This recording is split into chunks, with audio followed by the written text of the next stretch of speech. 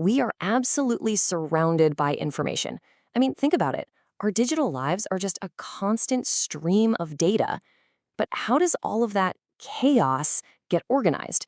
Well, today, we're going to pull back the curtain on the hidden architecture that makes it all work, the database. It's the silent powerhouse that truly makes modern life possible. So, take a look at this list. On the surface, these things seem totally different, right? Banking, booking a flight, checking your grades, ordering something online. What could possibly be the one single thread that connects every single one of them? You got it. Every single one of them runs on a database. Databases are that invisible engine, just humming along in the background, managing these incredible amounts of information that we depend on every second of every single day. So, here's how we're going to break this down. First, we'll see just how widespread databases are. Then, we'll jump back in time to the messy chaos that came before them. After that, we'll check out the brilliant solution that brought order, see how that order is actually designed, and finally, learn the special language we use to talk to it. All right, let's dive into our first section. Databases are everywhere. It's time to appreciate just how fundamental this invisible engine really is to our world. Okay, on to section 2, the messy file cabinet. Because, to really understand why the solution is so amazing, you first have to understand the problem it was trying to solve, the absolute digital chaos of early computing. Just look at this diagram. This is how things used to be. You've got grade data in one file, class data in another, all managed by completely separate programs. It was basically the digital version of every single department in an office having its own messy, disorganized, and totally separate filing cabinet. A nightmare. And this chaos, it led to some major problems.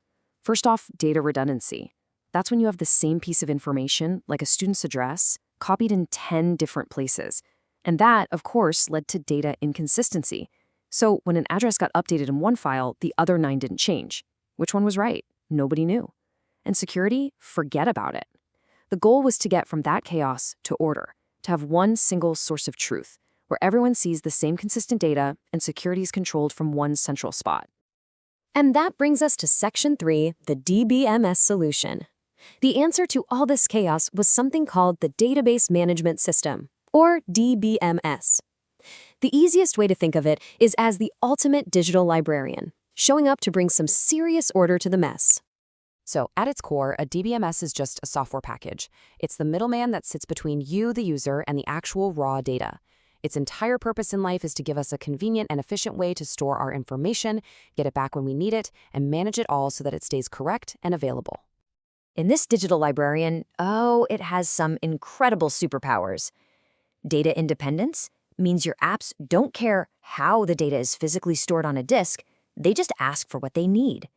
It gives you efficient access, finding info in a blink. It handles concurrent access.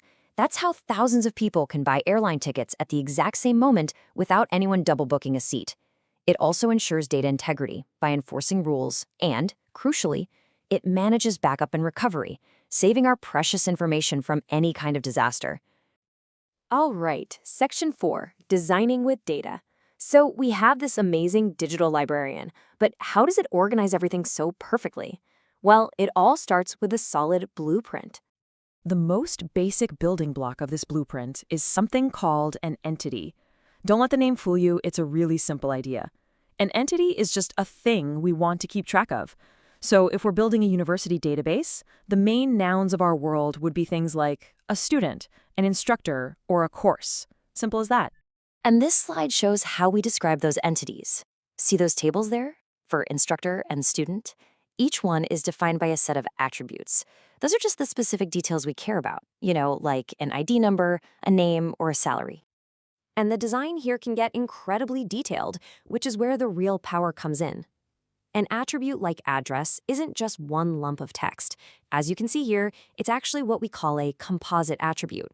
It's broken down into smaller parts: street, city, and state. That level of detail, that granularity, is what makes databases so flexible and powerful. Which brings us to our final section, speaking the language SQL. So we've got our super librarian, and we have a beautifully organized library. But how do we actually ask for a specific book? Well, we need a common language. And in the database world, that language is SQL. Now, the most important thing to understand about SQL structured query language is that it's a non-procedural language, and this is a huge deal. It means you don't have to write a complex program telling the computer step by step how to go find the data. No, you just declare what data you want. This was a revolutionary idea. It freed developers from having to worry about all the low-level details and let them just focus on the questions they needed to ask. And SQL is no flash in the pan. It's been the industry standard for decades. I mean, look at this timeline. It's been evolving and getting better since the very first standard was published way back in 1986. That's why it's so robust and powerful today. Let's look at a real example. This query might look like code, but really it's almost plain English. It's just asking the database, hey, can you select the names from the instructor table, but only for the ones where the salary is greater than 80,000. It's clear, it's direct, and it's incredibly effective. And that's really the magic of it all.